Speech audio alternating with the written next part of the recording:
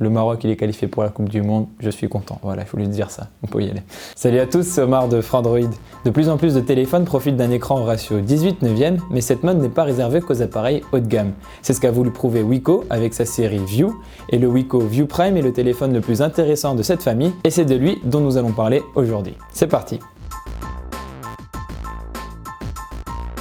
Au premier regard, le Wiko View Prime donne l'impression d'être borderless, mais quand on regarde de plus près, on se rend compte qu'il y a des bordures assez visibles à gauche et à droite de l'écran, mais cela n'empêche pas son design d'être plutôt convaincant et même joli. La bordure du bas n'est pas utilisée, mais en haut on peut voir qu'il y a deux objectifs photo qui font toute la particularité de ce téléphone et dont on reparlera plus tard. T'as vu comment je gère là, c'est bon?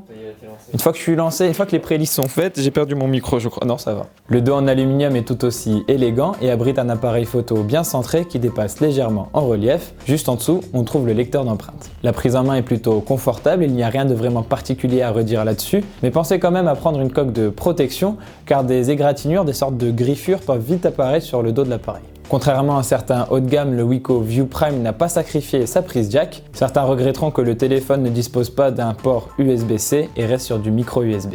Comme on l'a dit, l'écran a un ratio 18/9, il a une diagonale de 5,7 pouces pour une définition HD+, de 1440 x 720 pixels. Ce n'est pas incroyable et du Full HD+, n'aurait pas été de trop. L'écran est bien contrasté, mais la luminosité maximale est souvent trop juste.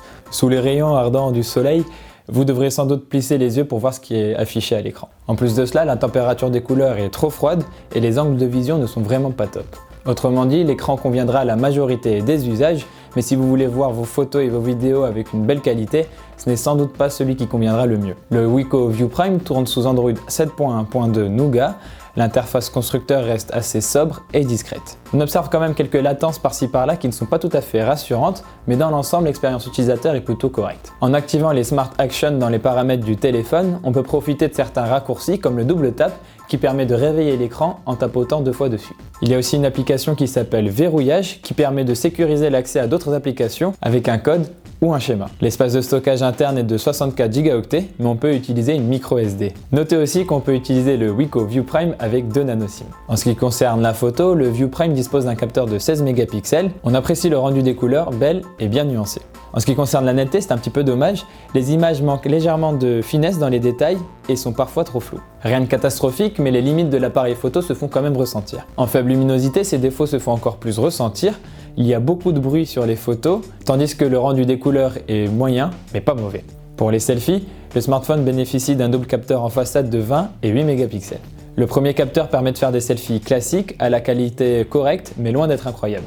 Le second, lui, peut être enclenché quand le smartphone détecte au moins 3 visages dans le cadre. On peut alors passer sur un mode de prise de vue grand angle à 120 degrés pour intégrer plus de monde dans la photo. Encore une fois, la qualité est très moyenne, mais ça reste fun.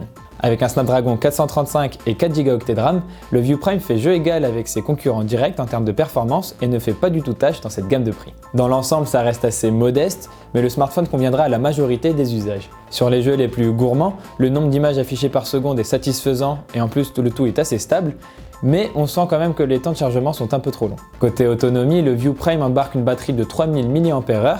Grâce à cette capacité, il offre une endurance assez correcte. Il est plutôt fiable et ne s'épuise pas trop vite, mais c'est loin d'être un monstre d'autonomie. Pensez donc à le recharger tous les soirs pour éviter les mauvaises surprises. On ne se ruine pas pour profiter d'un smartphone au design plus ou moins borderless, aux performances plus qu'honorables et à une qualité photo correcte. L'écran trop moyen et les quelques latences logicielles pourront quand même en refroidir certains. Enfin, sachez que l'appareil ne fonctionne pas avec la bande 4G à 700 MHz. Le View Prime est en vente au prix conseillé de 270 €, enfin en vrai 269,99 €. Voilà, 270 € quoi. Voilà, c'est tout pour cette vidéo, j'espère qu'elle vous a plu. Si vous voulez en retrouver d'autres, n'hésitez pas à faire un tour sur notre chaîne YouTube ou à nous retrouver sur notre site Frandroid. Quant à moi, je vous dis à très vite pour une prochaine vidéo.